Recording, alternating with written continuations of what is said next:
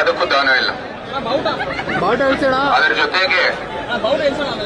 ಅದರ ಜೊತೆಗೆ ನಿಮ್ಗೆಲ್ಲರಿಗೂ ಗೊತ್ತಿರೋ ಹಾಗೆ ನಮ್ಮ ಖಜಾನೆಯಲ್ಲೂ ಕೂಡ ಇವತ್ತು ಸಂಪೂರ್ಣವಾಗಿ ಖಾಲಿಯಾಗಿದೆ.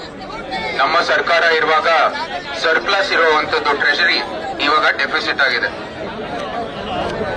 ಇದೇನು ಈ ಗ್ಯಾರಂಟಿ ಸ್ಕೀಮ್ಗಳಿಗೆ ಹಣ ನೀಡಬೇಕು ಉದ್ದೇಶದಿಂದ ಸಂಪೂರ್ಣವಾಗಿ ನಾವು ಏನು ಟ್ರೆಷರಿಯಲ್ಲಿ ಏನು ಸರ್ಪ್ಲಸ್ ಇತ್ತೆ ಇವಾಗ ನಮಗೆ ಡೆಫಿಸಿಟ್ ಇದೆ. ನಾವು ಕೂಡ ಲೋನ್ ತಗೋಬೇಕಾಗಿರುವಂತದ್ದು ಒಂದು ಪರಿಸ್ಥಿತಿ ಬಂದಿದೆ. ಪ್ರಗತಿಪರ ಇರುವಂತದ್ದು ರಾಜ್ಯ ಅಂದ್ರೆ ಮೈಸೂರು ಸಂಸ್ಥಾನದಿಂದ ಕಾಲದಿಂದ ಇವತ್ತು ಒಂದು ಪ್ರಗತಿಪರ ಇರುವ ರಾಜ್ಯ ಇವತ್ತು ಎಲ್ಲ ರಾಜ್ಯಕ್ಕಿಂತ ಹಿಂದುಳಿದ ಆಗಿರುವಂತದ್ದು ನಮ್ಮ ರಾಜ್ಯ. ಕಾರಣ ಅಂದ್ರೆ ಈ ಒಂದು ಭ್ರಷ್ಟ ಸರ್ಕಾರ. ಸಿಐಟಿಬಿ ಎಂಬ ಏನು ಸಂಸ್ಥೆ ಸಂಸ್ಥಾನದ ಕಾಲದಲ್ಲಿ ಸ್ಥಾಪನೆ ಆಗಿರೋದು ಇವತ್ತಿನ ಮೂಡ ಈ ದೊಡ್ಡ ಏನು ಹಗರಣ ನಡೀತಾ ಇರೋದು ನೀವೆಲ್ಲರೂ ಗಮನಿಸಿದಿರ.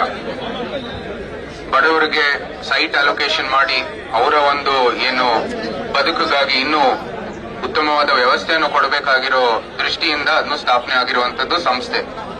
ಈಗ ಅದು ಬರೀ ನಮ್ಮ ಸರ್ಕಾರದಲ್ಲಿರೋರು ಎಲ್ಲರಿಗೂ ಒಂದು ಸೈಟ್ ಕೊಡೋ ನಿವೇಶನ ಕೊಡುವಂತ ಉದ್ದೇಶದಿಂದ ಕೆಲಸ ಮಾಡ್ತಾ ಇದ್ದಾರೆ.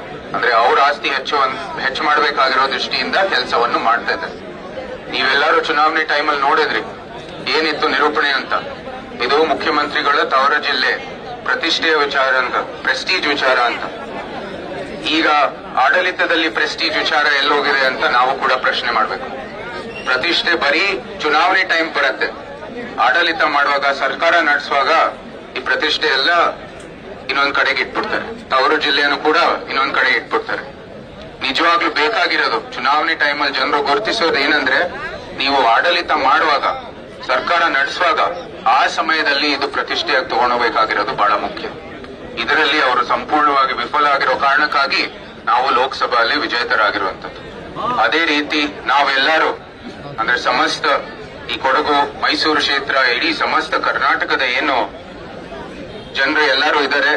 ಈ ಹಗರಣಗಳು ವಾಲ್ಮೀಕಿ ಹಗರಣ ಇರ್ಬೋದು, ನಮ್ಮ ಈ ಮೂಢ ಹಗರಣ ಇರ್ಬೋದು, ಯಾವ ರೀತಿ ಆಡಳಿತವನ್ನು ನಡೆಸ್ತಾ ಇದ್ದಾರೆ ಇದೆಲ್ಲಾನು ಗುರುತಿಸಿ ಏನು ಸರ್ಕಾರ ಇದೆ ಅದಕ್ಕೆ ಅವರು ಉತ್ತರ ಕೊಡಬೇಕು ಅಂತ ಮತ್ತು ಅವರು ಇದು ಸಿಬಿಐಗೆ ಒಪ್ಪಿಸಬೇಕು ಅಂತ ನಾವೆಲ್ಲರೂ ಆ ಉದ್ದೇಶದಿಂದ ಈ ಪ್ರತಿಭಟನೆಯನ್ನು ನಡೆಸ್ತಾ ಇದೀವಿ. ಇದಕ್ಕೆ ಅವರು ಸ್ಪಂದಿಸಲೇಬೇಕು. ಆ ನಿಟ್ಟಿನಲ್ಲಿ ನಾವೆಲ್ಲರೂ ಮುಂದುವರಿಯೋಣ, ಒಗ್ಗಟ್ಟಾಗಿ ಮುಂದುವರಿತಾ ಶಾಂತಿಯುತವಾಗಿ ಈ ಪ್ರತಿಭಟನೆಯನ್ನು ನಡೆಸೋಣ ಅಂತ ಹೇಳ್ತಾ ನಿಮ್ಮೆಲ್ಲರಿಗೂ ಮತ್ತೊಮ್ಮೆ ನನ್ನ ಧನ್ಯವಾದಗಳನ್ನು ಸಲ್ಲಿಸುತ್ತಾ ಜೈ ಹಿಂದ್, ಜೈ ಕರ್ನಾಟಕ.